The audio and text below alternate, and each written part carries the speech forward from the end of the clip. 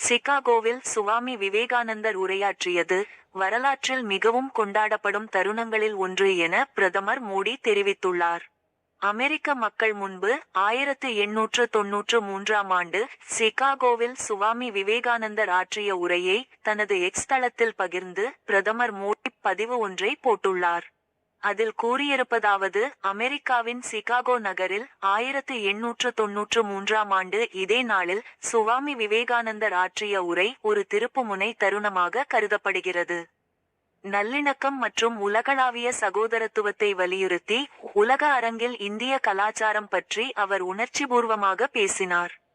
இது உண்மையிலேயே நமது வரலாற்றில் மிகவும் கொண்டாடப்படும் தருணங்களில் ஒன்று என குறிப்பிட்டுள்ளார்.